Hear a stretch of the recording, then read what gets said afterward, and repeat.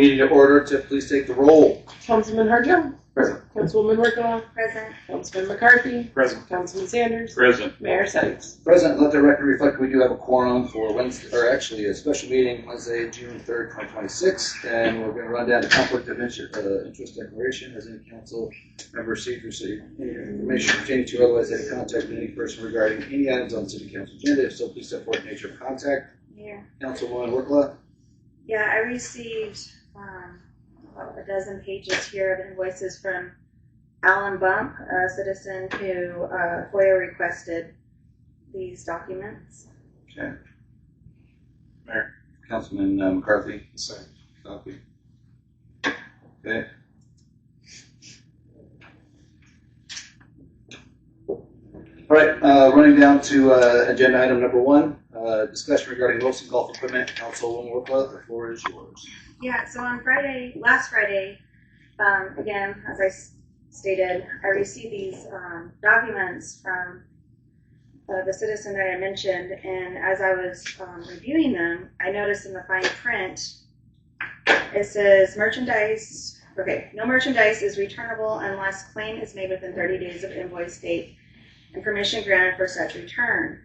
So I know at our last council meeting, there was a statement made, Mayor, that you mentioned that Wilson Sporting Goods is not in the business of taking returned equipment. So when I called that statement and then I read this fine print, I gave them a call on Monday at Wilson Sporting Goods corporate office on Monday, and you saw my email here, and I'll just read it so all the council knows what my email said. It says, I called Wilson Sporting Goods corporate golf office. I provided the number. Today I spoke with the customer service representative, Joe. Joe said that they'll be willing to do a claim and return the golf equipment.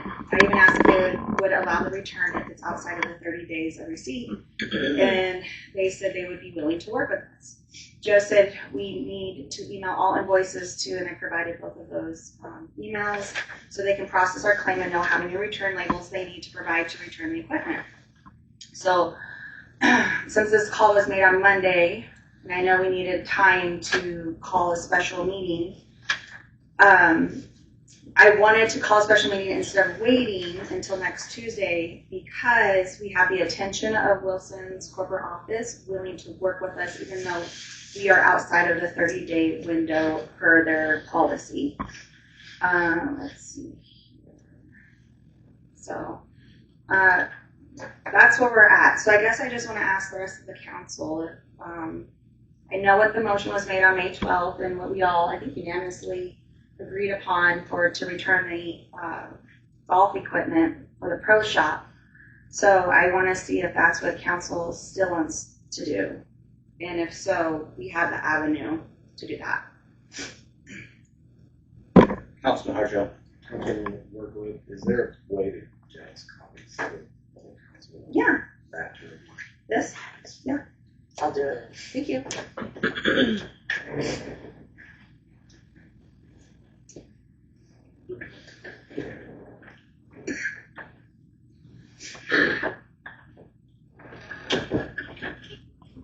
So council, my statement to you guys was, obviously I talked to Chris, and that's where my statement came from. Chris is here, willing to answer any questions, same with Jake. You're moving forward.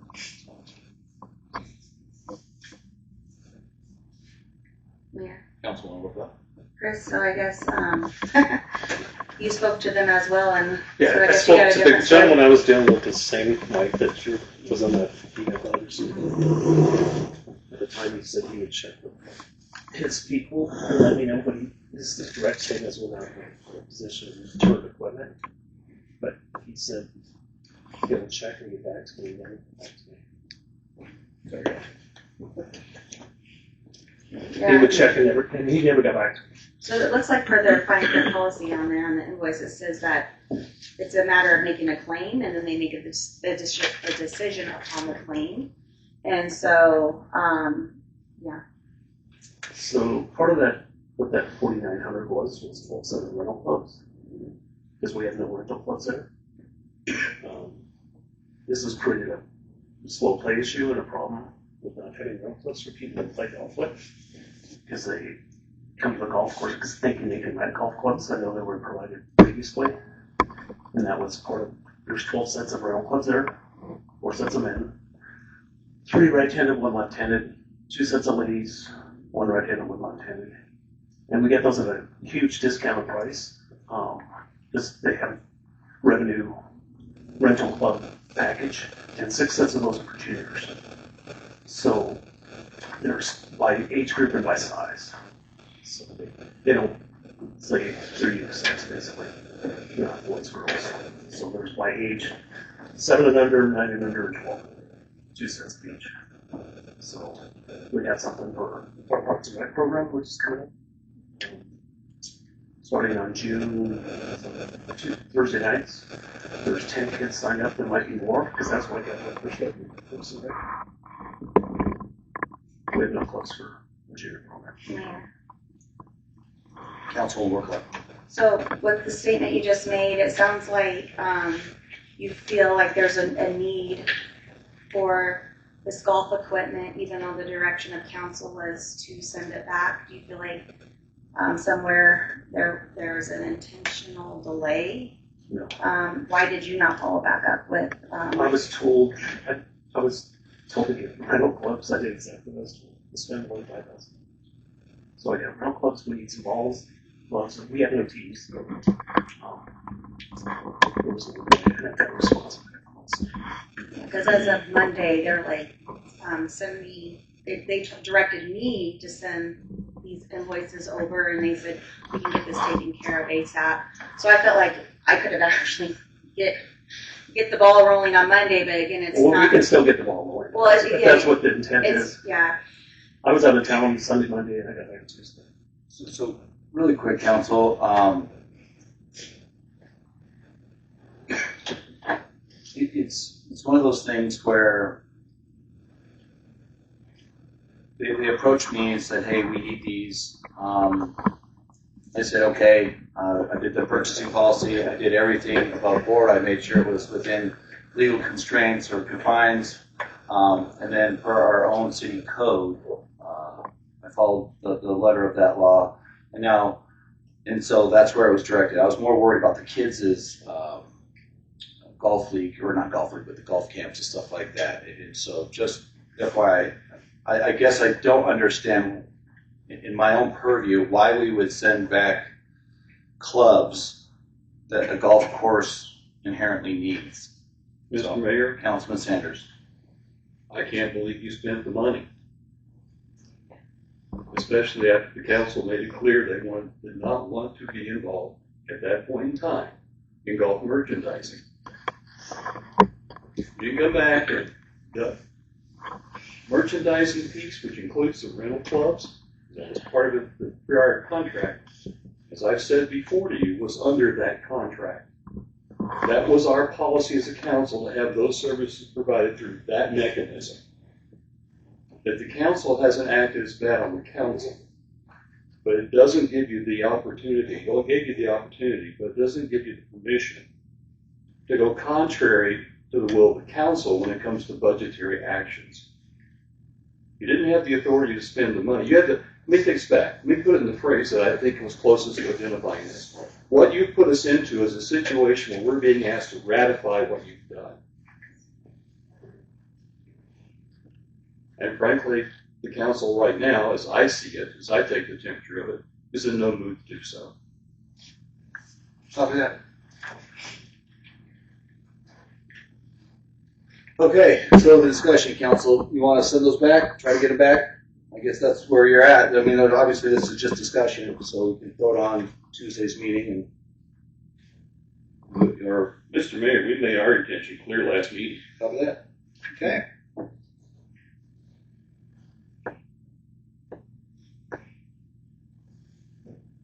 All right, executive session. Councilman Harjo. So a question for staff, the intent for these clubs that were on order, not for retail, but for rental. Correct. All the clubs on that are rental clubs. There's 12 sets, you'll see exactly. I don't know which invoice it is exactly, but the gloves and balls were intended for retail because we have nothing there. Or you could use them for however you see fit.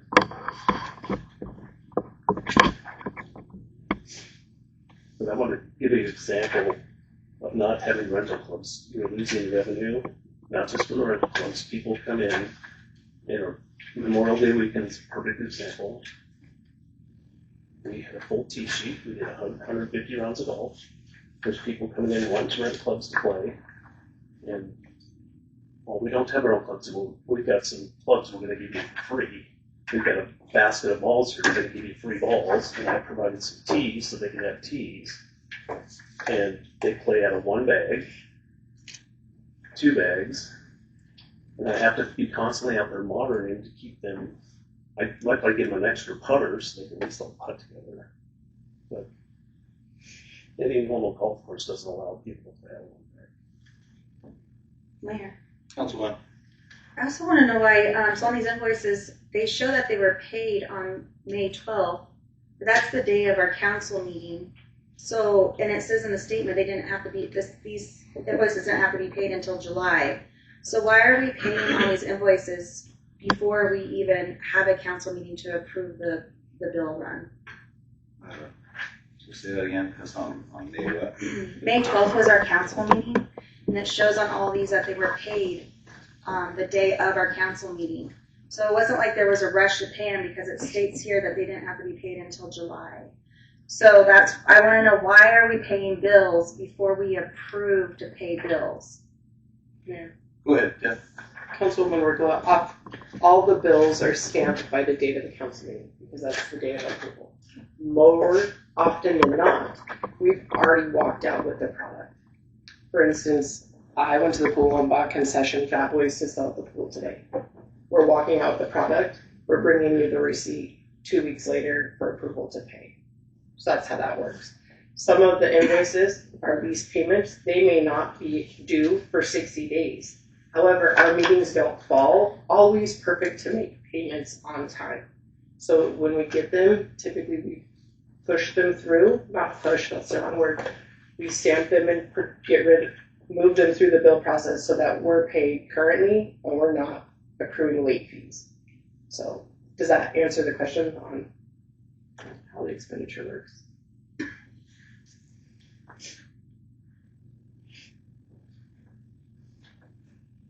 So, Mayor.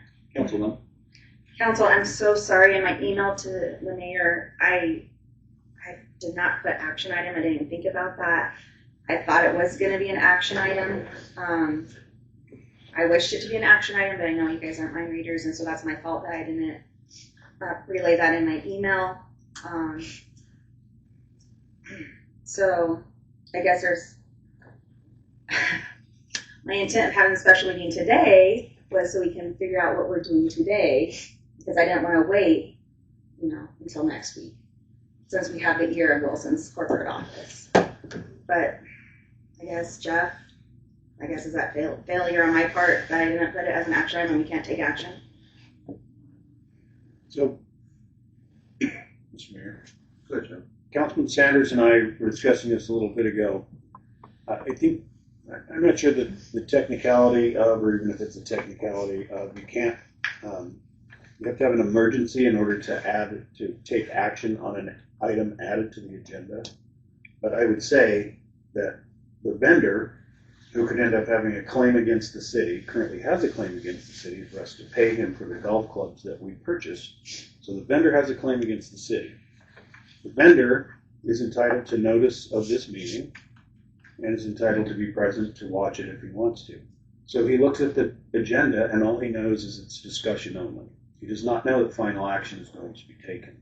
So it would be my legal advice to you to not amend the agenda and add an action item at this, because it could harm my client, which is the municipal corporation of the city, which is being presented with a claim for payment for golf clubs that it possesses. You have a council member who is engaged in negotiations with the vendor outside the discussion that the person with the authority under the purchasing policy to pay under the threshold, although purportedly contrary to some edict that the council issued. I'm not clear exactly what that edict was or what its scope was. In any event, I wouldn't recommend taking action on this because it's not noticed. I'm concerned about potential claim. So I would leave it at that. Go ahead, Councilman McCarthy. Jeff, I'm glad you brought that up. While I'm, needless to say, peeved about this situation, as we were told that Wilson wasn't in the business of taking the clubs back, and now we're finding out that this is different. I don't know where the breakdown in communication is, but thank you to Councilwoman Workla for following up and looking at this. I will say that the Attorney General is very specific in the open meeting laws what constitute an emergency. In their open meeting law, emergency is a situation which involves injury or damage to person or property or immediate financial loss, or the likelihood of such injury, damage, or loss when the notice requirements of this section would make such notice impractical or increase the likelihood of severity of such injury, damage, or loss, and the reason for the emergency is stated on the outside of the meeting. So I don't want the term usually being used for an emergency. That came up in another meeting when we were discussing about hiring for a golf pro, which I was very adamant against because, again, Idaho Attorney General is very clear on this, but we'd like to see some action on this. This needs to be dealt with. Wilson's willing to take it back.